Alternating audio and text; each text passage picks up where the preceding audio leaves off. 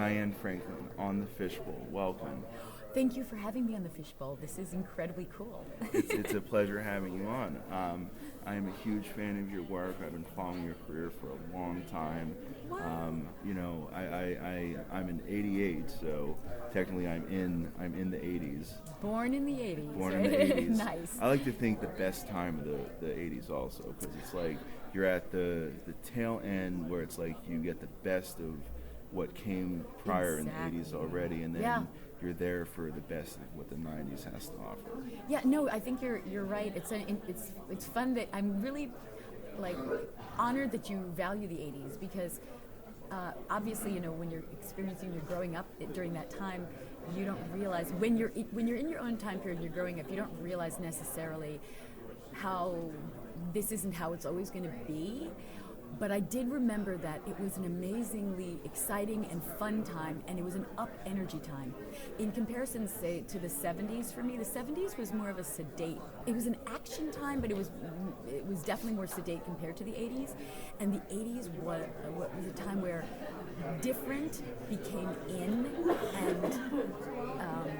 and fun became something you could be, whereas it wasn't something you'd be ashamed of. Like, there are time periods where you go through where it's like, oh, don't be so happy because life isn't that great, and we bounce back and forth through it. I think as people to balance our worlds.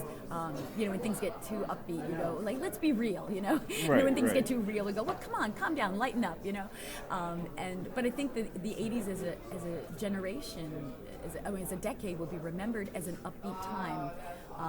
And a time where teenagers were honestly kind of glorified. Like they were not only just, the audience was not only there to watch the films and go to the movies, they were great date movies, but teens were leads. And this wasn't happening before, ever.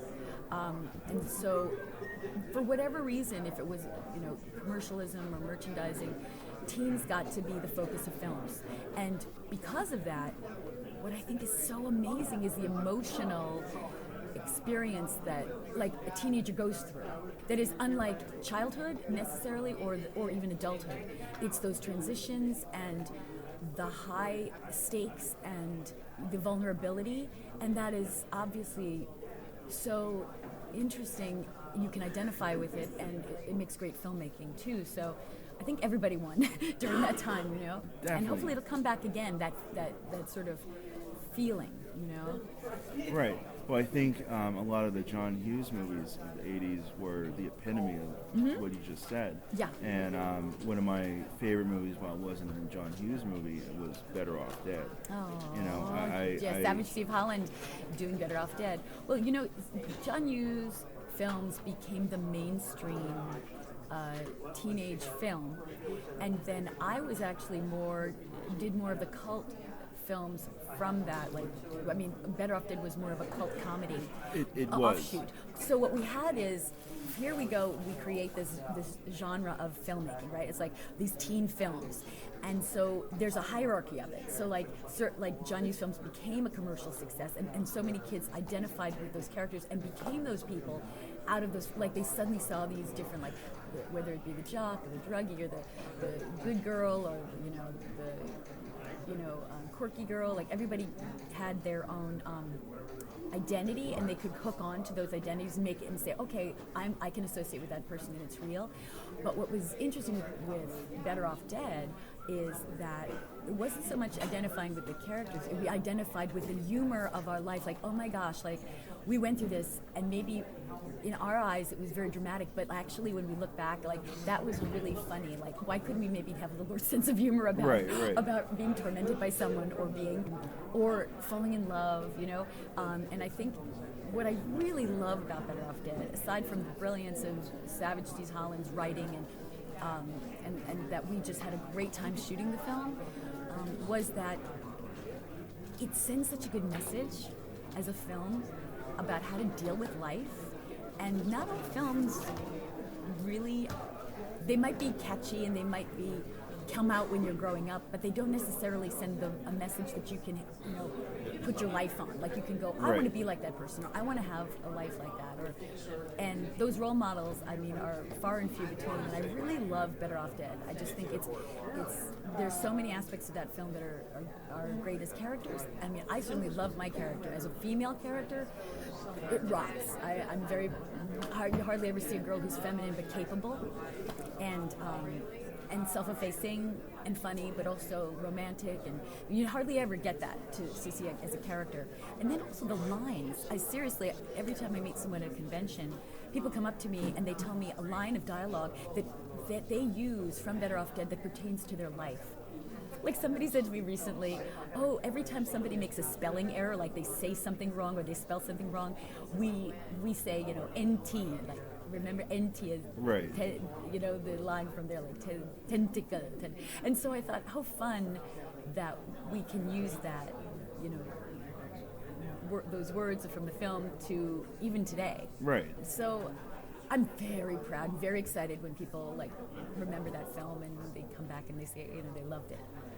For me, it was like I love the John Hughes movies. They're like they're unique. They're part of your childhood. They're part of my childhood, exactly. But the films that I always liked more, or you want to watch again, that I want to watch, I'll watch The Breakfast Club over again, and I'll watch Pretty in Pink over again. But I was always more a fan of like the B grade movies and the cult movies.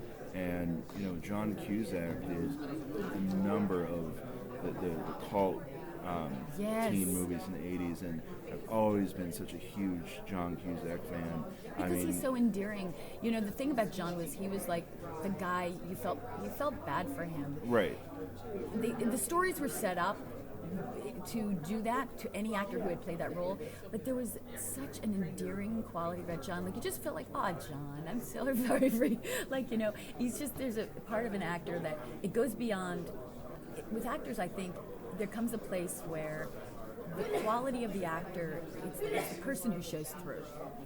And you could have a different person in that role, it wouldn't have been the same. It wouldn't. It wouldn't. And so wouldn't. that's where you start going, that person has a quality that is just lovable. It really is. He's lovable in those films. The movie that I really, really like of his, and it's from the 90s, but it's like a tribute to his 80s movies era, was Grosse Point Blank.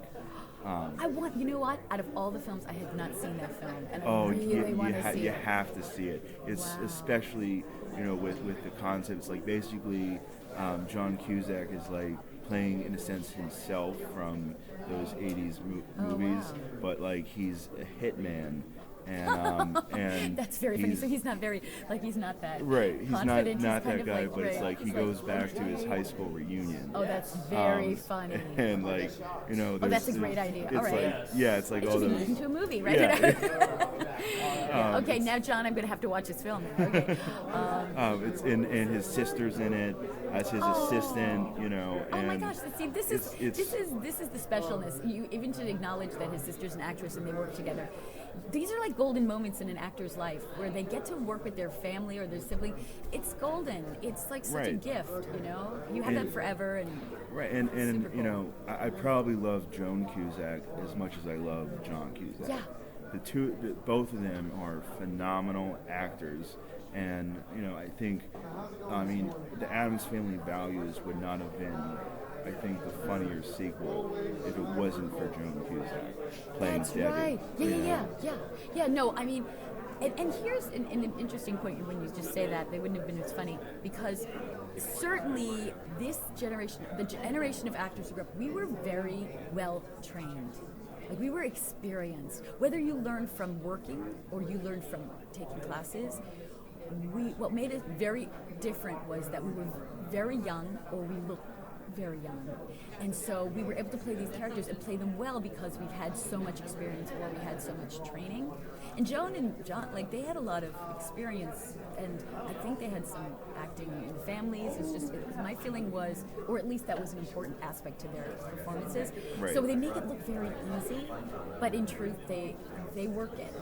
And honestly, I mean, truly, all the actors I've ever worked with in the business have been like grateful and like they've worked for it. Nothing was handed to them. I think if something is handed to you, you tend to not keep working. Maybe you'll have one shot thing, but when you're a professional actor, you see people like over and over again, and then therefore you're in the corner and you like go, oh, I want to see their next film, or I'm excited. Right. But like when in the 80s, I was working so much, I couldn't even watch a lot of the other films because you're working, right. You're busy. So now it's so exciting going to these conventions because I get to hang and meet all these actresses that have already had their careers, and so now we get to look at each other's work and go, you go girl, or like, or you guys, like, you did an amazing job, or I was a big fan of yours. And they're sitting there going, really? Like, I was a fan of yours. I would assume that it's sort of like, it's kind of like a high school reunion when you come to these conventions. It's going back in time, it's remembering the past. And we just had an amazing panel. I don't know if you were there, with Amanda Wyss and Suzanne Snyder and Jill Schulin. And we've known each other sort of through Facebook, some of us, and then some of us have known each other, like Jill and Suzanne were friends, and Amanda and I were friends, but we got together as a group, and we just had the most amazing panel because we were talking about the days when we would audition, and the days going and meeting each other, and the experiences we had as actresses, and we were all so flabbergasted and so excited to like hear how we got to the business, each of us, and many different directions, and it's exciting. I said to them we should do like an 80s party, or like a thing where we get all the 80s actresses together, either a TV show or a film. Right. Because I think people would love it as far as, you know, it brings back some great memories. And the 80s women, we got it going on. I mean, like, we're the first generation of women who were teen actresses, so we worked to keep ourselves looking good and, you know, kind of like we appreciate that history. So you find a lot of 80s actresses, as well as 80s women in general, who are not going to let themselves go. They're going to try to, you know, take good care of themselves. I don't know if that's a reflection of the time, or maybe because we are in videos and like things get, you know, you're recorded now, whereas the generation before never really had that opportunity. Right. You know, I'm sorry to run on, but one of the things we talked about on the panel was that earlier generations, they never got the gift of being able to have their film seen like on the internet. So, you know, when their work showed, you know, you're watching Joni Loves Chachi or whatever, that was it, it showed, and that's it. And unless they put it on TV again, like as actor, that episode was gone, and you never saw it again. And so you had to be in the moment, right? Right. You run home, and you're like, I got to turn the TV on, and if you missed it, you were out of the social Right, exactly. There was no on-demand. Right. There was no TiVo. No, there was no. You could not. Right. If you didn't do your homework and watch that show when it came on, you were socially you were out of it in the world because all your friends came to school and talked about that episode, and you never saw it. But now what's happening is they're today it's so different because we got the benefit of being able to have. The audience, younger audience, even kids go, oh, I want to watch what happened in the 80s. I want to watch what's going on in the 60s. And so when they come to these conventions, they can give us their feedback. And that's a gift. Right. That is a gift. We're the first generation. And I keep telling these women, like, this is so cool that we can be here and talk about the history of our lives and what the world was like then, and people can learn.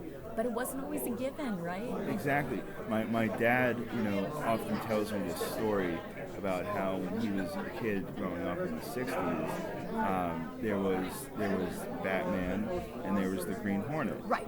And it was like you had a divided fan base because they were on the same night at the same time on two different channels. Very nice. So it was like you had to choose. Right, you had to choose. Your loyalty. Your loyalty was based on what time, you know, the program was going to be shown, and he was always the Batman fan over the Green Hornet. Right. And you can't watch, but you can't watch both because then you'll never know what happened. Right. That is hilarious. It's so true. So your loyalty as a fan was much more serious. It's like, I am this kind of person, and you had to choose. And then they became your friends because that's what you would talk about. Right. Which is so interesting at that time, again, there was a lot of less media. There were only like 7 channels on TV, and now you can't even conceive that there are probably like 7,000, you know? Right. But like you chose, and it was more definitive, but those memories stuck with you, and it became deeper. Now, because there's so much entertainment, and almost like anybody can be an actor. Anybody, you want to have your own show, do it, you know? So it's interesting that I guess as an audience, it's really up to you to decide how you want to use your time. And so the viewer is in much more control, it's more boutique, and you can create the world, the fantasy world or the imaginary world that you distinctly want, and then find those people on the internet who you bond with specifically. So it's become more boutique, but it's actually gotten harder for studios because let's put it this way, everybody wants those $2. Right. You know, whether it's, the big studio or the independent feature or the web series, everybody wants those $2, and they're competing for the same $2. And exactly. So, and it's the like viewers. So if you're listening to this, where you put your attention is very important to, I guess, media or like people's success. I guess I don't know. And it's like I just graduated last year for screenwriting. Congratulations! Thank I'm you. high-fiving him. And it's like I think if you know what genre you want to write in, it makes things so much easier. Yeah, well then there's also you can find your audience. Right. And the other thing is, if you have a happy ending, it's an American story, and if you have a sad ending, it tends to be either independent or European, different, reality. This is the real world. Right. To me, that's a difference in a way than independent films to, say, commercial films. Right. Which brings me to like Last American Virgin. That film, people, biggest shock wasn't necessarily that it was the ending it had. What was shocking is that it was really not an American ending. It wasn't a happy ending, and people went, "What?" So yeah. By the way, if you haven't seen it, I didn't say that. So it's so cool. Oh, speaking of Virgin, I have something very funny to tell you. I was the first actress to have curly hair in the 80s. I was the first person to bring dark curly hair as make it beautiful. And I just wrote a book about it. It came out about a week ago, and I just put it out. Like, not many people know about it because I self-published. This is on Amazon Prime. But Brett Ratner wrote my foreword, which was amazing. And so it's kind of like the best kept secret, And I was like, oh my gosh, people are going to freak out because I did modeling for years and I always had to straighten my hair. So I was in the business. So I knew I was always looking for who has that curly hair. And it was a complete fluke that I wound up letting my hair go curly. But that's what kickstarted, diversity. Like, seriously, dark hair, curly hair became, because it was Last American Virgin. I was supposed to be the American dream girl, and I was not. No, it was blonde hair, blue eyes. I'm sorry, that's just the way it was, straight blonde hair. But when I came in, suddenly I made that fashionable, and I made it beautiful, which is not because I would be consider myself pretty, but because that role was the role that said you are the dream girl, this guy's dream girl. So it was perceived as beauty. And so what happened was that film, everybody in the business saw that film, and it kick-started everybody wanting that style. So it came Flash Dance and Dirty Dancing, and all these women getting perms, and I was acting, and I was working so much, and I couldn't address it, but I knew, I was like, what is happening? Why am I getting leads? Whereas before I couldn't get any because I wasn't the look or the style of an American. Right. Like, they didn't know what to do with it, Right. They would go, curly hair, that's frizzy, that's the quirky girl, or the girl who's not, like, she's the funny girl. Or right. It wasn't considered beautiful. So I was the reason you had to people but yet at the same time, what's great about it is even today, girls can walk out of their house with curly hair, who have curly hair, and they don't have to be ashamed. I mean, not to say that people don't still straighten their hair. Obviously, it's fun, and being creative is the most important thing. But I really feel very proud and excited to say it with absolute, it's absolutely the way it went down. But it was a preface to it, so if you're interested, go check it out.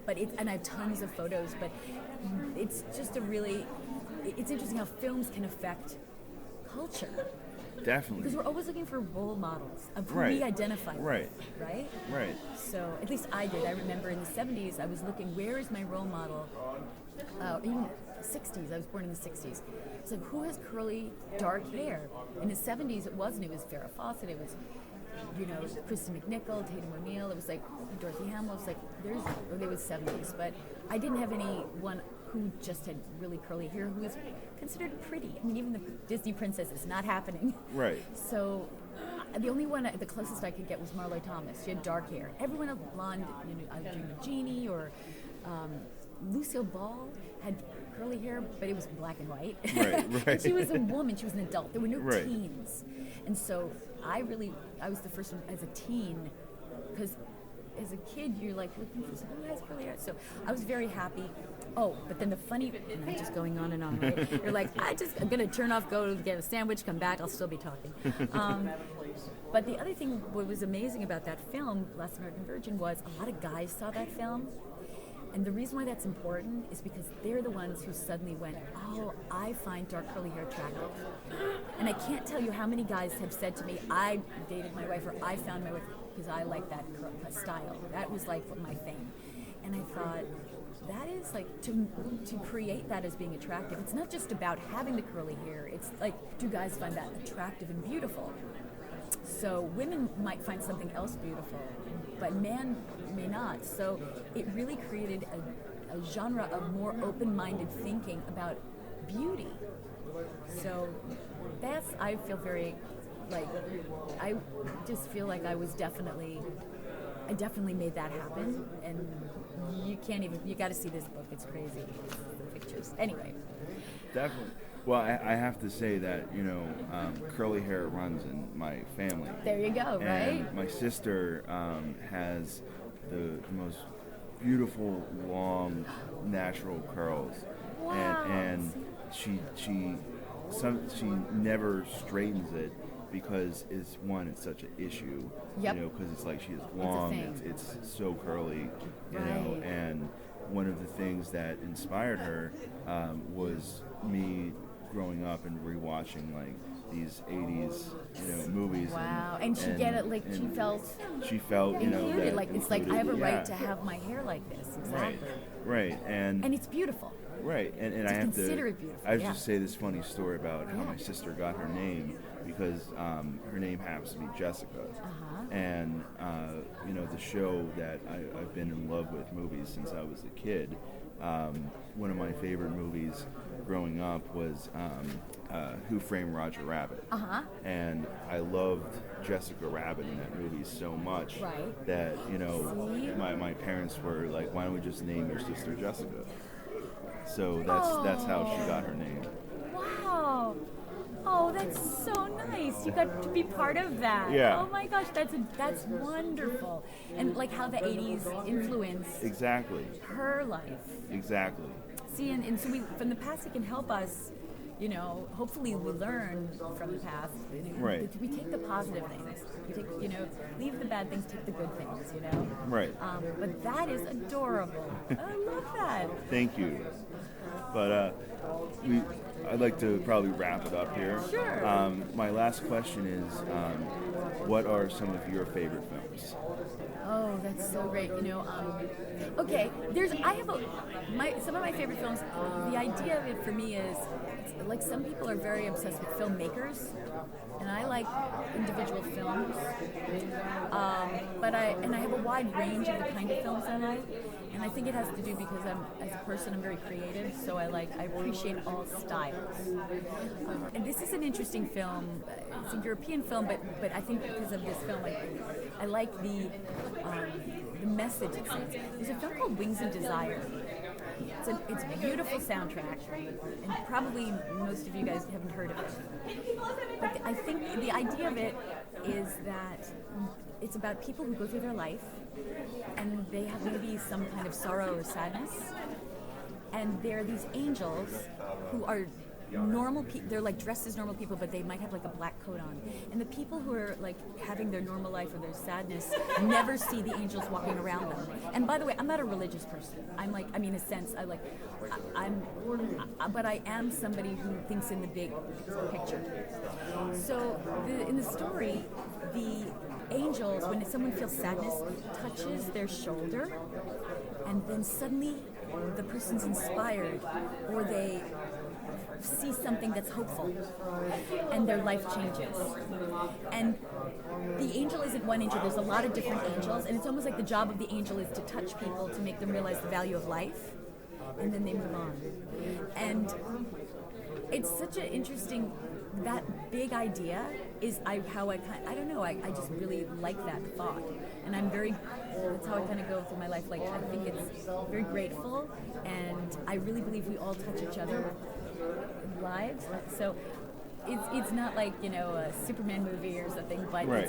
it's not like I have to get heavy or deep, but it's a movie that I feel has a grounding thing and maybe it's what it is that I believe sometimes films give you a philosophy of life that helps you understand and teach you how to deal with life, right? Right. So I think when you're a filmmaker, you want to pass on good help to people. You want to pass on things that will help people in their lives. So that's one movie that I really, really love.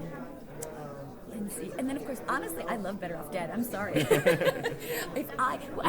doesn't? You have Van Halen as a meat sandwich doing guitar solo. Yeah. Oh, it's like, seriously. And the lines, the reason why I like Better Off Dead, and I'd have to say it's one of my favorite films, is because when I got the script, I said, I don't even care if I get this movie. I want to watch this movie. So that's how I can actually say that. I love that film. It's like upbeat, and again, it reflects my philosophy. And then, what else? Oh my gosh. As horror goes, I remember The Exorcist and Jaws, wonderful films. That was kind of growing up. I love those films. I like Dressed to Kill with Angie Dickinson. Oh, that's a great movie. These are movies that have stuck with me. Yeah. I guess Dressed to Kill really I remember when you watch a film and it sticks with you, that because you've been affected emotionally. Right. I have to say, I wasn't a cinephile. I didn't watch everything because as an actor, you don't want to put things on a pedestal because then you can't act them. Right. If you watch too much film, you're going to say, oh my God, that director or that person. You have to be a person, and you always have to be real. So if you put it too high, then you can't act with those people. You can't be a person with them. But I will say, what's very exciting to me is because my films have been out for such a long time, a lot of directors have been able to see it. So I've had the great fortune of having Quentin Tarantino say that he likes my work, and Brett Ratner, writing my forward. What gifts? Those are the people that I grew up with. I know of film working with film, and you just never know whose life you affect when you are an actor. So the key is you must always commit and come from your heart and work and give all of yourself to film, because in the future people will watch it and you want to give them a legitimate moment because it's there forever. As much as as long as we keep the medium so you can keep watching it, keep switching DVD, Blu-ray, Laserdisc, whatever that was, so that's what it is. But I have to share something before we go. Sure.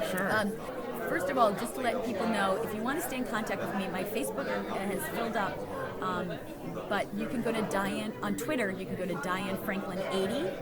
And also, I have 2 books on Amazon. One is, if you put Diane Franklin book, you'll see 2 books. One is called The Excellent Adventures, and the other one's called The Excellent Pearls. Both of them are amazing books. I self-published, but the reason why I self-published is because I was able to put things in it that a publisher perhaps would not let me. So I wanted it to be very boutique, very special. And again, you're only going to hear this from me because I'm not commercially selling it. It's like one-on-one. You can get them at conventions or you can get them online. And I'll sign them, which is cool. But the idea is that Excellent Adventures about my career growing up as an actress. How do you even become an 80s actress? Like, how does that even, when you don't know anything, does that even happen? And then the Curls one is tons of photos from how I began my career, and just amazing one-of-a-kind photos. You can't believe it'll take you down memory lane. And amazing forwards from Savage Steve Holland in the first book, who directed Better Off Dead, and director Brett Ratner, whose life I affected immensely from the film Last American Virgin. So if you're a Virgin fan, you want to get the Curls book. And in addition, I just did 2 films that will be coming out this year. One is called Waking Nightmare, and I did that with actress Shelley Regner, who played my daughter, and she's in the Pitch Perfect movies. She plays one of the Bellas. She's adorable, and so she plays my daughter. And Jamison Newlander from Lost Boys from the 80s plays my husband. And, awesome. Cool, right? And David Naughton, who's American Werewolf in London and Dr. Pepper, he plays a doctor in the film. So that's Waking Nightmare. And then I did this awesome film called here in Pittsburgh, because I'm in Pittsburgh now, with the director Fred Vogel, and it's called The Final Interview. That film it's like an art film, but it's a thriller, and it's unbelievably exciting. And it's like a jewel of a film. This guy, he's a great filmmaker, and what is really nice about it is he's experimenting in a way that he never did before, but it's so incredible. So the only thing is, I guess he needs some more funding for it. So if anybody wants to contribute, I guess he's saying that if you pay like $120, you get a signed poster, and you actually get a credit in the film. So if you're interested, please check the Final Interview, Fred Vogel, and contact him and make that contribution, because the film will come out sooner. He's hoping that it'll come out in May, but he needs to do some color correcting, whatever, that kind of thing. And again, art, sometimes these films don't get out there unless people, make that effort. These independent voices don't get that opportunity. Right. And then the other thing is, my daughter is a filmmaker as well. She writes, directs, acts, and edits films. Awesome. And her name, remember this, is the most important thing of this whole interview. Okay, remember this. Olivia De Laurentiis. DeLaurentis. This is my daughter. She is almost 20, and she does comedy. And I've actually been able to do some acting for her films as well. But she is working with a girl named Sydney Heller, and they're doing this show called, they come as a comedy team called Barely Legal Comedy. And the closest I can say to their relationship and their connection is Amy Poehler and Tina Fey. They are so connected, and they are so unbelievably funny. And they're like early 20s, like maybe 20, 21, like that age. And they put this web series on, so go to YouTube, go to Sugar Babies is their show, their web series. It's like 10-minute episodes, but they're seeing if they can make this into a real show. But they are the next wave of real comedy. I mean, if you watch them, you are going to see this is going to explode. It's crazy. They wrote, direct, act, and edit these comedies. They're brilliant. All these actors are just offering to do these work for free because they're so freaking funny. And so what you look up on YouTube is Sugar Babies, and then put Barely Legal Comedy, or put Olivia De Laurentiis, and it will come up. Because frankly, if you put Sugar Babies up, it might bring you someplace dark. Which, if that's your taste, there you go. But definitely you want to check it out. So Olivia De Laurentiis, Sydney Heller, Barely Legal Comedy. You can even check their skits out as well. You can go to barelylegalcomedy.com and check it out. And if you like their work, please tell them, say Mom says hello. Tell them your mom made you watch that. And, say your comments. Be honest. They're amazing. And that's my gift. Seriously, I'll make you laugh. I'm definitely going to subscribe to their channel. Oh, great. I happen to be on YouTube also. Oh, you'll love it. So you can look up my show, Fisch Bowl. Good. Fisch Bowl. Watch it. Yeah. Please subscribe to my YouTube channel. Yeah. Also, I just have to say this because it's a mutual friend I'll be interviewing. You mentioned that one of the films you have coming out is with David Naughton. Naughton. Yeah. I'm actually set to interview David in the first weekend of April, because he'll be at the Steel City Con in later that month. That's amazing. And tell David I said hello. And I want to just say something about David Naughton, which was so interesting. I had no idea what a serious actor he was. I had no idea. I mean, and not to say that, I guess you know people and you never know what their background is, but he did a lot of Broadway. And so I remember, I was excited because I was acting with David Naughton. And he was like, I've done Broadway. And I was like, oh my gosh, I just know you from this world, and it's just interesting that, actors they do a lot of, like I said, a lot of serious work to get to where they are, so don't take for granted that he was, Dr. Pepper. He was, that singing and dancing and just the talent this guy has is amazing, or it has. So you'll be able to see us all in the movie together. So very fun. So he'll talk about it as well. So I don't know when the film is coming out, but it's supposed to come out this year. It's called Waking Nightmare. And Brian Farmer was the director with Scott Craig. Yeah, so Steve. Oh, I got it. Maybe Craig. His last name's Craig. So I think Steve. All right. Anyway, but yeah, it's a great movie. So, awesome. I know I will definitely check it out when it hits theaters. Thank you. Or DVD, whatever release it gets. I'm going to definitely check it out. Thank you so much, Sam. You're awesome. I love the fishbowl. Yay, you are fishbowl. awesome. Diane, thank you for coming to swim in the bowl with me. It was fabulous. I loved it. Très magnifique. I loved it. It was wonderful. You are not like Ricky. You are more like Len. Awesome. Thank you so much. Thank you.